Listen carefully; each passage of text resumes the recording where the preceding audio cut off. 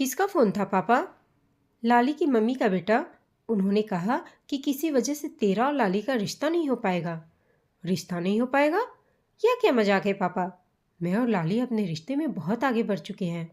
नहीं नहीं, आपको कोई गलतफहमी हुई होगी। लाली मेरे साथ ऐसा कैसे कर सकती है? आपने ठीक से तो सुना था ना पापा? अरे भाई, मैं गलत क्यों बोलने लगा तुझसे?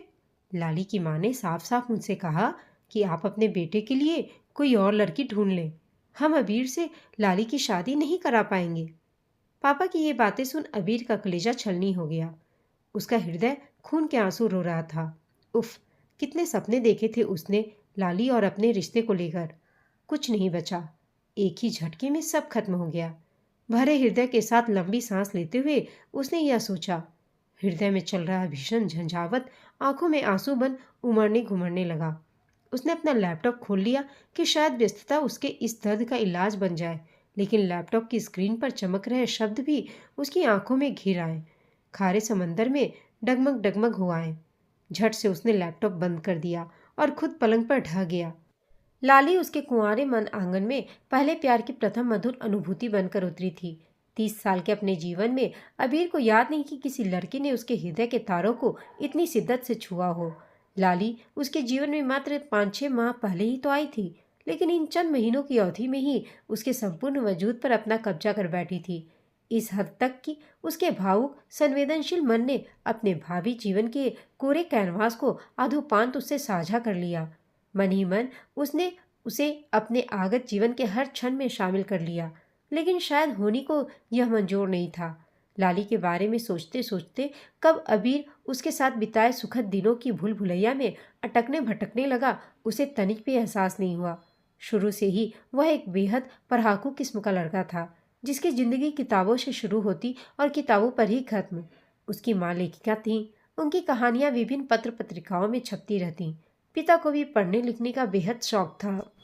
वे एक सरकारी प्रतिष्ठान में वरिष्ठ वैज्ञानिक थे। घर में हर कदम पर किताबें दिखती। पुस्तक प्रेम उसे नैसर्गिक विरासत के रूप में मिला। यह शौक उम्र के बढ़ते बढ़ते परवान चढ़ता गया। किशोरावस्था की उम्र में कदम रखते रखते जब आम किशोर हार्मोन्स के प्रभाव में लड़कियों की ओर आकर्षित होते हैं, उन्हें उनसे बातें करना, चैट करना, दोस्ती करना पसंद आता है, तब अबीर किताबों की मदमाती दुनिया में डूबा रहता।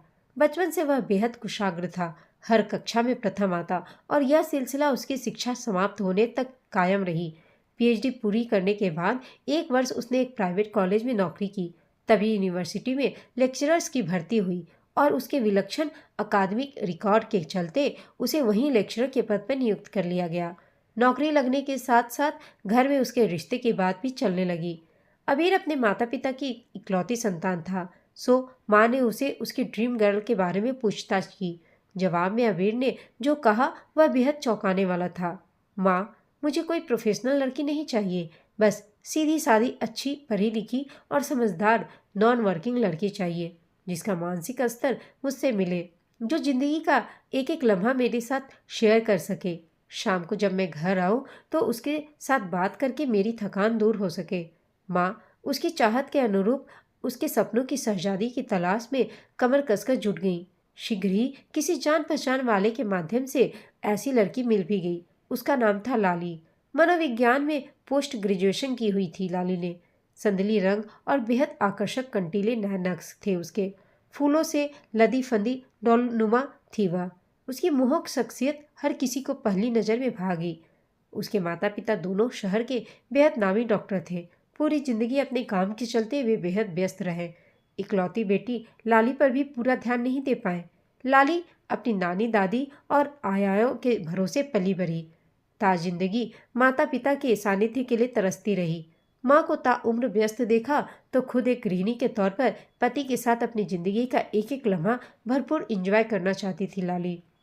जब वह विवाह योग्य उम्र पर उसके माता पिता उसकी इच्छा अनुसार ऐसे लड़के की तलाश कर रहे थे जो उनकी बेटी को अपना पूरा पूरा समय दे सके, कंपेनियनशिप दे सके, तभी उनके समक्ष अबीर का प्रस्ताव आया। उसे एक उच्च शिक्षित पर घरेलू लड़की की ख्वाहिश थी। आजकल अधिकतर लड़के वर्किंग गर्ल को प्राथमिकता देने लगे थे। अबीर जैसे नॉन वर्किंग गर्ल की चाहत रखने वाले लड़कों की कमी थी। अपने और अबीर के माता पिता के आर्थिक स्तर में बहुत अंतर होने के बावजूद उन्होंने अबीर के साथ लाली के रिश्ते की बात छेड़ दी। संयोगवश उन्हीं दिनों अबीर के माता पिता और दादी एक घनिष्ठ पारिवारिक मित्र की बेटी के विवाह में शामिल होने लाली के शहर पहुंचे। अबीर और उसके घर वाले एक बार लाली के घर भी हो आए। लाली अबीर और उसके परिवार को बेहद पसंद आई। लाली और उसके परिवार वालों को भी अबीर अच्छा लगा। दोनों के रिश्ते की बात आगे बढ़ी। अबीर और लाली फोन पर बातचीत करने लगे। फिर कुछ दिन चैटिंग की। अबीर एक बेहद समझदार, मैच्योर और संवेदनशील लड़का था। लाली को बेहद पसंद आया। दोनों में घनिष्ठता बढ़ी। दोनों को एक दूसरे से बातें करना बेहद अच्छा लगता। फोन पर रात को दोनों घंटों बतियाते। एक दूसरे को अपने अनुकूल पाकर दोनों कभी कभार वीकेंड पर मिलने भी लगे। एक दूसरे को विवाह से पहले अच्छी तरह जानने समझने के उद्देश्य से अबीर शुक्रवार की शाम फ्लाइट से उसके शहर पहुंच जाता। दोनों शहर टूरिस्ट स्पॉट्स की सैर करते करते वीकेंड साथ साथ मनाने लगे। एक दूसरे को गिफ्ट्स का आदान प्रदान भी करने लगे। दिन बीतने के साथ दोनों के मन में एक दूसरे के लिए चाहत का बिरवा फूट चुका था। दोनों की तरफ से ग्रीन सिग्नल पाकर लाली के माता पिता अबीर का घर बार देखने व उनके रोके की तारीख तय करने अबीर के घर पहुंचे। अबीर का घर, रहन सहन, जीवन शैली देखकर मानो उन पर आसमान टूट पड़ा। अबीर का घर, जीवन स्तर उसके पिता की सरकारी नौकरी के अनुरूप था। लाली के रईस और अति संपन्न माता पिता की अमीरी की बू मारते रहन सहन से कहीं भी बहुत कमतर था। उनके 2 बेडरूम में के फ्लैट में ससुराल आने पर उनकी बेटी शादी के बाद कहाँ रहेगी। वे दोनों इस सोच में पड़ गए। एक बेडरूम अबीर के माता पिता का था तो दूसरा बेडरूम उसकी दादी का। अबीर की दादी की घर भर में तूती बोलती। वे काफी दमंग व्यक्तित्व की थी। बेटा बहू उनको बेहद मान देते। उनकी तुलना में अबीर की माँ का व्यक्तित्व उन्हें तनिक दबा हुआ प्रतीत हुआ। अबीर के घर सुबह से शाम तक एक पूरा दिन बिताकर उन्होंने पाया कि उनके घर में दादी की मर्जी के बिना पत्ता तक नहीं हिलता। उनकी सीमित आय वाले इस घर में उन्हें बात बात पर अबीर के माता पिता के मितव्ययी रवैये का परिचय मिला।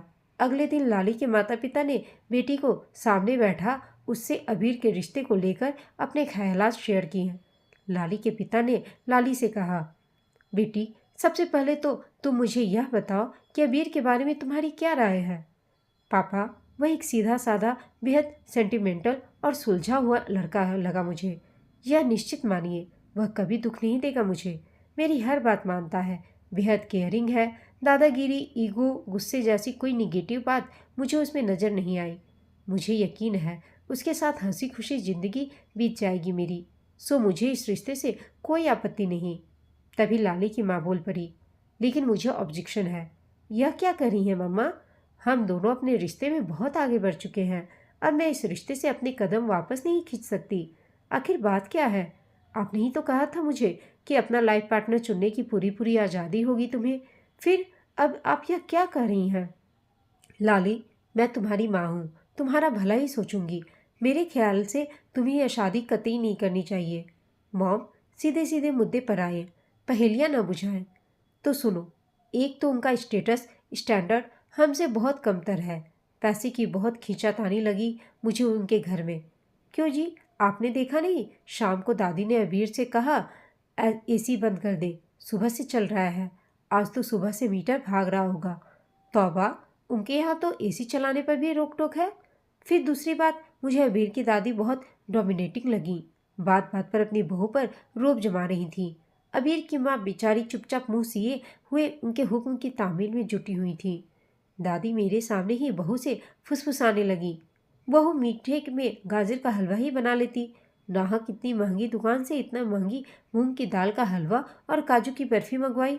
शायद कल हमारे सामने हमें इम्प्रेस करने के लिए ही इतनी वैरायटी का खाना पीना परोसा था। मुझे नहीं लगता कि यह उनका असली चेहरा है। अरे माँ, आप भी ना राई का पहाड़ बना देती हैं। ऐसा कुछ नहीं है, खाते पीते लोग हैं। अबीर के पापा ऐसे कोई गए गुजरे भी नहीं, क्लास 1 सरकारी अफसर हैं। हाँ, हम जैसे पैसे वाले नहीं हैं, इससे क्या फ़र्क पड़ता है? लाली ने कहा। लेकिन बेटा, मैं सोच रही हूँ अगर अबीर की दादी की तरह हुआ तो क्या तू खर्चे को लेकर उसकी तरफ से किसी भी तरह की टोका-टाकी सह पाएगी? खुद कमाएगी नहीं, खर्चे के लिए अबीर का मुंह देखेगी? याद रख बेटा, बच्चे अपने बड़े बुजुर्गों से ही आदत रिश्ते विरासत में पाते हैं। अबीर ने भी अगर तेरे खर्चे पर बंदिशें लगाएं तो क्या करेगी तू? सोच जरा। अरे माँ, क्या फिजूल की हाइपोथेटिकल बातें कर रही हैं आप? क्यों लगाएगा वह मुझ पर इतनी बंदिशें? इतना बढ़िया पैकेज है उसका। फिर अबीर मुझे अपनी दादी के बारे में बताता रहता है, कहता है वे बहुत स्नेही है। पहली बार जब वे लोग हमारे घर आए थे, दादी ने मुझे कितनी गर्माहट से अपने सीने से चिपकाया था, मेरे हाथों को चूमा था। तो लाली बेटा, तुमने पूरा पूरा मन बना ही लिया कि तुम अबीर से ही शादी करना चाहती हो? सोच लो बेटा, तुम्हारी मम्मा की बातों में भी वजन है। ये पूरी तरह से गलत नहीं। उनके और हमारे घर के रहन सहन में मुझे भी बहुत अंतर लगा। तुम कैसे एडजस्ट करोगी? पापा ने लाली को समझाया। लाली ने कहा, अरे पापा, मैं सब एडजस्ट कर लूँगी। जिंदगी तो मुझे अबीर के साथ काटनी है ना, और वह बेहद अच्छा व जेन्युइन लड़का है। कोई नशा नहीं है उसमें। मैंने सोच लिया है कि मैं अबीर से ही शादी करूँगी। लाली बेटा, यह क्या कर रही हो? मैंने दुनिया देखी है। तुम तो अभी बच्ची हो। यह सीने से चिपकाना, आशीष देना, चुम्मा चाटी थोड़े दिनों के शादी से पहले के चोचले हैं। बाद में तो बस उनकी रोक टोक, हक्करी और बंधन रह जाएंगे। फिर रोती झिंकती मत आना मेरे पास कि आज सास ने यह कह दिया और दादी सास ने यह कह दिया। और एक बात जो मुझे खाया जा रही है, वह है उनका 2 बेडरूम का दरबेनुमा फ्लैट। हर बार त्योहार के मौके पर तुझे ससुराल तो जाना ही पड़ेगा ना। एक बेडरूम में अबीर के पेरेंट्स रहते हैं, दूसरे में उसकी दादी। फिर तू कहाँ रहेगी? तेरे हिस्से में ड्राइंग रूम ही आएगा। शादी के बाद मेरी नई नवेली लाडो को अपना अलग एक कमरा भी नसीब न हो, यह मुझे बिल्कुल बर्दाश्त नहीं होगा। समझा कर बेटा, हमारे सामने यह खानदान एक चिंदी खानदान है। कदम कदम पर तुझे इस वजह से बहू के तौर पर बहुत स्ट्रगल करनी पड़ेगी। ना ना, कोई और लड़का देखते हैं तेरे लिए। गलती कर दी हमने। तुझे अबीर से मिलाने से पहले हमें उनका घर बार देख कर आना चाहिए था। खैर, अभी भी देर नहीं हुई है। मेरी बिट्टो के लिए लड़कों की क्या कमी है? अरे मम्मा, आप मेरी बात नहीं समझ रही हैं। इन कुछ दिनों में मैं अबीर को पसंद करने लगी हूँ। उसे अब मैं अपनी ज़िंदगी में वह जगह दे चुकी हूँ जो किसी और को दे पाना मेरे लिए नामुमकिन होगा। अब मैं अबीर के बिना नहीं रह सकती। मैं उससे इमोशनली अटैच्ड हो गई हूँ। यह क्या ना समझ की बातें कर रही है लाली?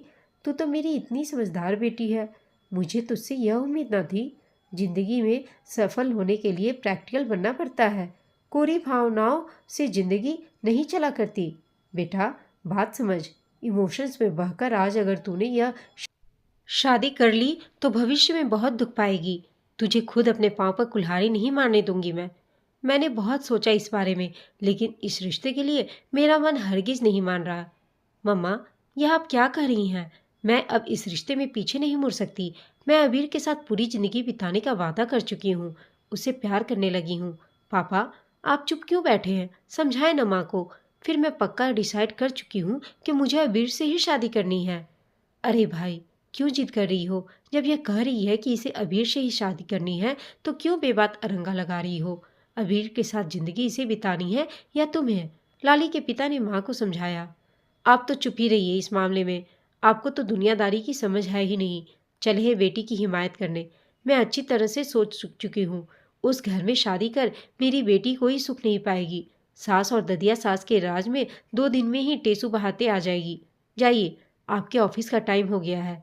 मुझे हैंडल कर लेने दीजिए यह मसला।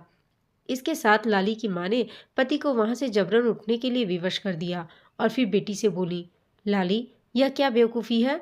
यह तेरा प्यार पपी लव से ज़्यादा और कुछ नहीं। अगर तूने मेरी बात नहीं मानी तो सच कह रही हूँ, मैं तुझसे सारे रिश्ते तोड़ लूँगी। न मैं तेरी माँ, न तू मेरी बेटी। जिंदगी भर तेरी शक्ल नहीं देखूंगी। समझ लेना, मेरे लिए तू मर गई। यह कहकर लाली की माँ अति क्रोध में आकर पांव पटकते हुए कमरे से बाहर चली गई। माँ का यह विकट क्रोध देख लाली समझ गई थी कि अब आगे कुदरत भी साक्षात आ जाए तो उन्हें इस रिश्ते के लिए मनाना टेढ़ी खीर होगा। माँ के इस हठ से वह बेहद परेशान हो उठी। उसका अंतर्मन कह रहा था कि उसे अबीर जैसा सुलझा हुआ समझदार लड़का इस जिंदगी में दोबारा मिलना असंभव होगा। आज के समय में उस जैसे सेंसिबल डिसेंट लड़के मिलने बहुत कठिन है। अबीर जैसे लड़के को खोना उसकी जिंदगी की सबसे बड़ी भूल होगी। लेकिन माँ का क्या करे लाली? वे एक बार जो ठान लेती हैं वह उसे करके ही रहती हैं। वह बचपन से देखती आई है अपनी माँ को। उनकी जिद के सामने आज तक कोई नहीं जीत पाया, तो ऐसी हालत में वह क्या करे? पिछली मुलाकात में ही तो अबीर के साथ जीने मरने की कस्में खाई थी लाली ने। दोनों ने एक दूसरे के प्रति अपनी प्रेमिल भावनाएं प्रकट की थी। पिछली बार अबीर के उसके कहे गए प्रेमसिक्त स्वर उसके कानों में गूंजने लगे। उसने कहा था, लाली माय लव, तुमने मेरी आधी अधूरी जिंदगी को कंप्लीट कर दिया। दुल्हन बनकर जल्दी से मेरे घर आ जाओ। अब तुम्हारे बिना रहना शेयर टॉर्चर लग रहा है। अबीर की बातों को याद करते करते लाली की आंखों से आंसू बरसने लगे। अनायास वो अपने मोबाइल स्क्रीन पर अबीर की फोटो देखने लगी और उसे चूमकर अपने सीने से लगा। उसने अपनी आंखें मूंद ली। तभी मम्मा उसका दरवाजा पीटने लगी। लाली, दरवाजा खोल बेटा। उसने दरवाजा खोला। मम्मा कमरे में धरधराती हुई आई और उससे बोली, मैंने अबीर के पापा को इस रिश्ते के लिए मना कर दिया है। सारा टंटा ही खत्म। हाँ, अब अबीर का फोन वोन आए तो उससे तुझे कुछ कहने की कोई ज़रूरत नहीं। वह कुछ कहे तो उसे रिश्ते के लिए साफ इनकार कर देना और कुछ ज़्यादा बात करने की भी तुझे ज़रूरत नहीं। ले देख, यह एक और लड़के का बायोडाटा आया है तेरे लिए। लड़का खूब हैंडसम है, सीनियर कंसल्टेंट है, 40 लाख रुपये से ऊपर का एनुअल पैकेज है लड़के का। मेरी बिट्टो राज करेगी उसके साथ। लड़के वालों की दिल्ली में कई प्रॉपर्टीज हैं। रुतबे दौलत स्टेटस में हमारी टक्कर का परिवार है। बता, इस लड़के से फ़ोन पर कब बात करेगी तू? लाली ने कहा, मम्मा फिलहाल मेरे सामने किसी लड़के का नाम मत लीजिए। अगर आपने मेरे साथ ज़बरदस्ती की तो मैं दादी के यहाँ लंदन चली जाऊंगी। याद रखिएगा, मैं भी आपकी ही बेटी हूँ। यह कहते हुए लाली ने माँ के कमरे से निकलते ही दरवाज़ा धड़ाक से बंद कर दिया। मन में विचारों की उठापटक चल रही थी। अबीर उसे आसमान का चांद लग रहा था, जो अब उसकी पहुंच से बेहद दूर जा चुका था। क्या करे ना करे, कुछ समझ नहीं आ रहा था उसे। सारा दिन उसने खुद से जूझते हुए बेपनाह मायूसी के गहरे कुएं में बिताया। सांझ का धुंधलका होने को आया। वह मन ही मन मना रही थी कि काश कुछ चमत्कार हो जाए और माँ किसी तरह इस रिश्ते के लिए मान जाए। तभी व्हाट्सएप पर अबीर का मैसेज आया, तुमसे मिलना चाहता हूँ, कब आऊँ? लाली ने जवाब में लिखा, जल्दी, और एक आंसू बहाती इमोजी भी मैसेज के साथ उसे पोस्ट कर दी। अबीर का अगला मैसेज एक लाल धड़कते दिल के साथ आया, कल सुबह पहुंच रहा हूँ, एयरपोर्ट पर मिलना। लाली की वह रात आंखों ही आंखों में कटी। अगली सुबह वह माँ को एक बहाना बनाकर एयरपोर्ट के लिए रवाना हो गई। क्यूपिड के तीर से बंधे दोनों प्रेमी एक दूसरे को देख खुद पर काबू न रख पाए और दोनों की आंखों से आंसू बहने लगे। कुछ ही क्षणों में दोनों संयत हो गए और लाली ने उन दोनों के रिश्ते को लेकर माँ के ऑब्जेक्शंस को विस्तार से अबीर को बताया। अबीर और लाली दोनों ने इस मुद्दे को लेकर तसल्ली से संजीदगी से विचार किया और इस निष्कर्ष पर पहुंचे कि अब जो कुछ करना है उन दोनों को ही करना होगा। लाली, इन परिस्थितियों में अब तुम बताओ कि क्या करना है। तुम्हारी माँ हमारी शादी के खिलाफ मोर्चाबंदी करके बैठी हैं। उन्होंने साफ साफ लफ्जों में इसके लिए मेरे पापा से इनकार कर दिया है। तो इस स्थिति में अब मैं किस मुंह से उनसे अपनी शादी के लिए कहूँ? अबीर ने कहा, हाँ, यह तो तुम सही कह रहे हो अबीर। चलो, मैं अपने पापा से इस बारे में बात करती हूँ, फिर मैं तुम्हें बताती हूँ। ठीक है, ओके, चलता हूँ। बस यह याद रखना कि मैं तुम्हें बहुत चाहता हूँ, शायद खुद से भी ज़्यादा। अब तुम्हारे बिना मेरा कोई वजूद नहीं है। लाली ने अपनी पनीली हो आई आंखों से अबीर की तरफ एक फ्लाइंग किस उछाल दिया और फुसफुसाई, happy and safe journey my love, take care. Lali airport से सीधे अपने पापा के ऑफिस जा पहुंची और उसने उन्हें वस्तु स्थिति से अवगत कराया।